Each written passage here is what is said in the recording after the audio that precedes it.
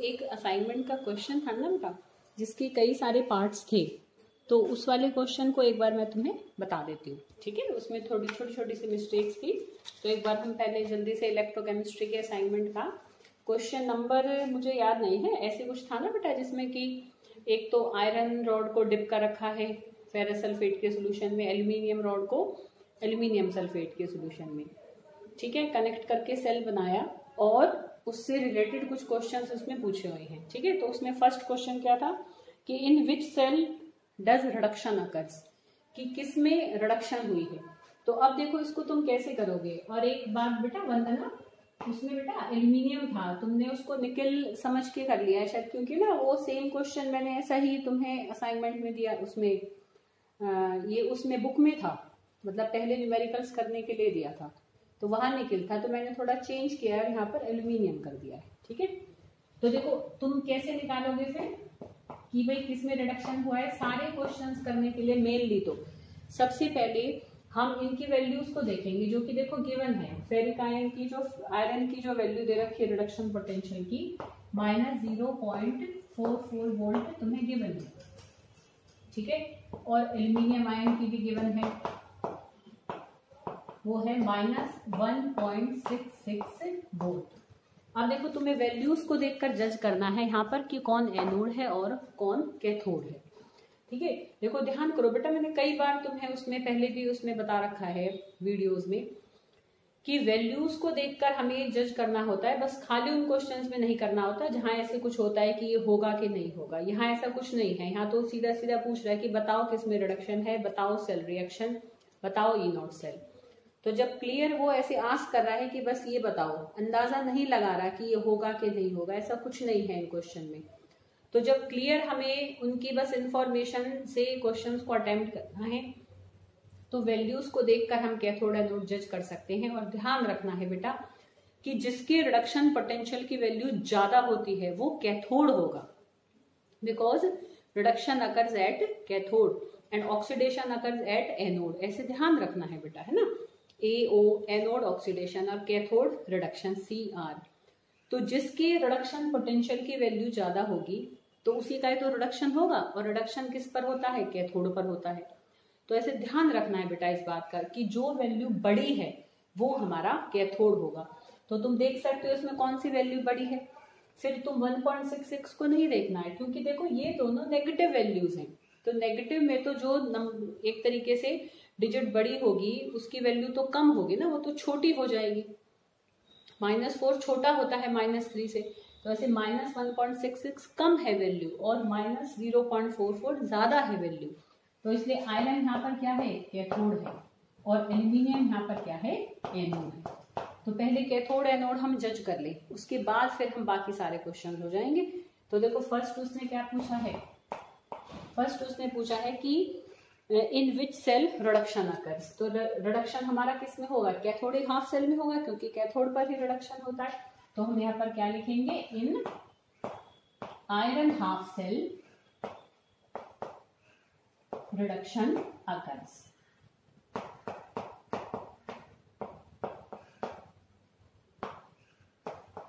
ठीक है। सेकंड देखो उसने क्या पूछा है कि हमें सेल रिएक्शन बनाना है और नर्स्ट इक्वेशन बनानी है। तो हम देखो इसका सेल रिएक्शन अगर बनाएंगे तो यहाँ हमें पता लग चुका है ये एनोड है, ठीक है। तो एनोड पर क्या होगा, ऑक्सीडेशन होगा। तो एनोड पर जब ऑक्सीडेशन होगा तो लॉस ऑफ इलेक्ट्रॉन होंगे। एल्यूमिनियम किस में बदलेगा, यहाँ देखो चार्ज ऑलरेडी मेंशन है, वैसे भी तुम्हें देखो पता होना चाहिए कि एल्यूमिनियम पर 3 पॉजिटिव चार्ज ही रहता है, तो ये 3 इलेक्ट्रॉन छोड़ेगा। और कैथोड क्या रिएक्शन हो जाएगा कि जो फेरिक आयन है, फेरस आयन है सॉरी, तो वो 2 पॉजिटिव चार्ज है, तो दे विल टेक 2 इलेक्ट्रॉन्स और ये Fe में बदल जाएगा। अब जब हम नेट इसका पूरा सेल रिएक्शन बनाएंगे तो 2 इलेक्ट्रॉन से 3 इलेक्ट्रॉन तो नहीं कटेंगे, तो हम इस पूरी इक्वेशन को तो मल्टीप्लाई कर देंगे 2 से, और इस पूरी इक्वेशन को मल्टीप्लाई कर देंगे हम 3 से। तो ये इलेक्ट्रॉन कितने हो जाएंगे, 6 हो जाएंगे। तो after multiplying by their respective numbers these electron get cut out, तो ये कैंसिल आउट हो जाएंगे 6 से 6 इलेक्ट्रॉन, ठीक है। ये 6 बन जाएंगे, मैं पूरा खोल के नहीं कर रही हूँ। तो अब ये पूरी इक्वेशन जब 2 से मल्टीप्लाई होगी तो यहाँ जब नीचे उतारेंगे तो ये 2 एल्यूमिनियम हो जाएगा भाई, इधर के सारे इधर उतार लेंगे, इधर के सारे इधर उतार लेंगे, है ना। तो यहाँ पर हमारा 2 एल्यूमिनियम हो जाएगा और इधर 3Fe2 पॉजिटिव हो जाएगा, जिससे यहाँ पर क्या बनेंगे 2Al3 पॉजिटिव बनेंगे प्लस यहाँ पर हमारा 3Fe बनेंगे, है ना। सारे लेफ्ट हैंड साइड के एक जगह ऐड होकर हो जाएंगे, राइट हैंड साइड के सारे एक जगह ऐड होकर हो जाएंगे, ठीक है। तो इस तरीके से ये हमने इसका पूरा बनाया सेल रिएक्शन। अब सेल रिएक्शन से हम बनाएंगे इसकी नर्स्ट इक्वेशन। तो नर्स्ट इक्वेशन देखो इसकी कैसे बनेगी। नर्स्ट इक्वेशन बनेगी इसकी E cell is equal to E naught cell minus 0.0591 upon में 6, क्योंकि देखो 6 इलेक्ट्रॉन कटे ना, ओवरऑल एक बैलेंस्ड सेल रिएक्शन में कितने इलेक्ट्रॉन्स का लेन देन हुआ, तो that is the n here, ठीक है। तो यहाँ एन की वैल्यू क्या होगी 6 होगी, ठीक है। लो अब देखो आयंस की ही कंसंट्रेशन हम उतारे, क्योंकि जो मेटल हमारा बना है वो तो सॉलिड है और सॉलिड की मोलर कंसंट्रेशन हम 1 मानकर चलते हैं, तो इसलिए उनकी मोलर कंसंट्रेशन को बेशक हमें शो करने की जरूरत नहीं है। तो हम आयंस की लेंगे, तो ऊपर यहाँ पर क्या है पहले प्रोडक्ट अपॉन में रिएक्टेंट के आयन जाएंगे ना, और जो बेटा यहाँ पर कोफिशिएंट है that will become power in Nernst equation, तो ये यहाँ 2 आ जाएगा और यहाँ पर नीचे क्या आ जाएंगे ये Fe2 पॉजिटिव की पावर 3 हो जाएगी, ठीक है। क्लियर बेटा। तो ये हमने इसकी बनाई नर्स्ट इक्वेशन। तो ये इसका सेकंड पार्ट कंप्लीट हुआ। देखो आगे छोटे छोटे से हैं। थर्ड कह रहा है कि विच इज एनोड, तो वो हमने पहले निकाल लिया। एनोड हमारा क्या है जिसकी वैल्यू कम है, तो हम यहाँ पर क्या लिखेंगे थर्ड में कि एल्यूमिनियम रॉड इज एनोड या एल्यूमिनियम इज एनोड ले सकते हैं, ठीक है। थर्ड हो गया। फोर्थ क्या है इसमें देखो, in which direction the electron flows, तो इलेक्ट्रॉन बेटा कहाँ से कहाँ चलते हैं, जहां से निकलेंगे वहां से वहां जाएंगे जहां पर लिए जा रहे हैं। तो एनोड पर तो इलेक्ट्रॉन निकल रहे हैं, है ना, और कैथोड पर एक्सेप्ट हो रहे हैं, तो इलेक्ट्रॉन्स कहाँ चलेंगे एनोड से कैथोड की तरफ। एनोड कौन है एल्यूमिनियम है, कैथोड कौन है आयरन है, तो हम क्या लिखेंगे electron flows from aluminium to iron, ठीक है। तो इलेक्ट्रॉन का डायरेक्शन क्या होगा कि इलेक्ट्रॉन्स फ्लोज या इलेक्ट्रॉन्स हम लिखेंगे तो फिर हम ऐसे नहीं लगाएंगे, है ना। Electrons flow from anode to cathode ना, एनोड कौन है एल्यूमिनियम और कैथोड यहाँ पर क्या है आयरन, ठीक है। तो from aluminium to iron electrons यहाँ पर फ्लो करेंगे। क्लियर बेटा। अब नेक्स्ट देखो ये कह रहा है कि when Fe2 positive concentration get increase, तो what is the effect on volt meter reading. तो देखो बेटा इसको ना यहां से देख सकते हो, देखो ये नर्स्ट इक्वेशन है। अगर हम इसकी कंसंट्रेशन बढ़ाएंगे, ठीक है, ये तुम्हें एक वीडियो में पहले समझा रखा है, नीचे वाले की कंसंट्रेशन बढ़ाने से क्या होगा ई सेल हमारा बढ़ेगा, क्योंकि ये बेशक नीचे है पर क्योंकि आगे माइनस का साइन है, ठीक है। तो नीचे वालों की बढ़ाने से तो ई सेल बढ़ेगी और ऊपर वाले के बढ़ाने से ई सेल घटेगी, ठीक है। तो हम क्या लिखेंगे कि when concentration of Fe2 positive ions get increased then reading in voltmeter also get increased, ठीक है, वो भी बढ़ेगी क्योंकि ई सेल बढ़ रही है। और वो किस डायरेक्शन में बढ़ेगी ऐसे, ठीक है, इस तरफ हमारी मतलब इंक्रीज होगी वो, तो वो हमारी राइट हैंड साइड बढ़ती चली जाएगी, ठीक है। या हम कहें कि needle move towards left right hand side, ठीक है। तो यहाँ पर सिंपल में लिख सकते हैं हम यहाँ पर कि when Fe2 positive ion concentration get increased then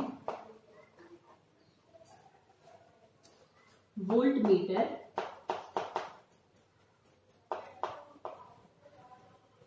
ठीक है value also get इंक्रीज्ड, ठीक है, ब्रैकेट में लिख सकते हैं क्योंकि क्या होगा E cell increases, E cell बढ़ेगी, ठीक है। क्लियर। अच्छा अब ये क्या कह रहा है कि एट इक्विलिब्रियम वोल्टामीटर की रीडिंग कहाँ जाएगी वोल्टमीटर की। तो देखो बेटा जब भाई स्पॉन्टेनियस रिएक्शन है तो ऐसे इधर मूव करेगी वोल्टमीटर की रीडिंग, है ना। कि भाई वो राइट हैंड तरफ जाएगी, और जब नॉन स्पॉन्टेनियस है तो वैल्यू नेगेटिव हो जाती है, तब वो इस तरफ मूव करेगी। जब इक्विलिब्रियम में रहेगी तो कहाँ रहेगी निडल, बीच में रहेगी। ठीक है, स्पॉन्टेनियस के लिए तो पॉजिटिव साइड में बढ़ेगी, नॉन स्पॉन्टेनियस के लिए नेगेटिव साइड में बढ़ेगी। तो जब रिएक्शन इक्विलिब्रियम में होगा तो वोल्टमीटर रीडिंग यहाँ शो करेगा एट 0। ठीक है, तो यहाँ पर हम क्या लिखेंगे, वोल्टमीटर शो 0 रीडिंग। तो एट इक्विलिब्रियम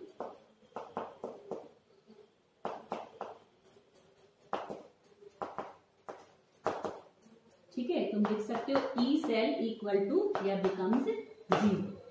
अब लास्ट हमें ई नॉट सेल निकालना है बस। तो ई नॉट सेल थोड़ा मैं यहाँ निकाल देती हूँ, क्या मैं चाह रही हूँ कि फिर तुम्हें इसका फोटो भेज दूंगी, फिर इस क्वेश्चन को तुम कंप्लीट कर सकते हो यहाँ पे। तो देखो हम इसको मैं यहाँ से हटा देती हूँ, ये तुम्हें पता लग ही गया है वैल्यूज का, तुम वहां से देखकर बेटा लिख सकते हो। ठीक है, तो देखो ये यहाँ पर मैं करूंगी इसका 7th पार्ट। तो 7th पार्ट में क्या निकालना है, ई नॉट सेल निकालनी है, that is E naught cathode minus E not anode. Cathode हमारा क्या था, अभी हमने देखा था कैथोड था हमारा आयरन। आयरन की वैल्यू क्या थी, -0.44, और ये हमारा क्या था 1.66। ठीक है, तो यहाँ से तुम सॉल्व कर लोगे तो जो आंसर आएगा वोल्ट में, तो वो हमारा इसकी क्या होगी, ई नॉट सेल होगी। आ रही बेटा बात समझ में। ठीक है, तो यहाँ पर मतलब इस चीज को पहले यहाँ पर मेंशन कर देना कि भाई आयरन यहाँ पर हमारा क्या है, कैथोड है, और एल्यूमिनियम हमारा यहाँ पर क्या है, एनोड है। वो कैसे निकाला हमने, बाय सीइंग देयर वैल्यूज। ठीक है, नेगेटिव में है दोनों वैल्यू, तो जो वैल्यू बड़ी है वो हमारी असल में छोटी वैल्यू है, वो कम है वो वैल्यू। ठीक है बेटा, तो नेगेटिव अगर दोनों वैल्यूज हो तो ध्यान रखना है बेटा, जो वैल्यू बड़ी दिख रही है वो कम है तो वो एनोड होगा, और ज्यादा रिडक्शन पोटेंशियल वाला इज ऑलवेज कैथोड। क्लियर।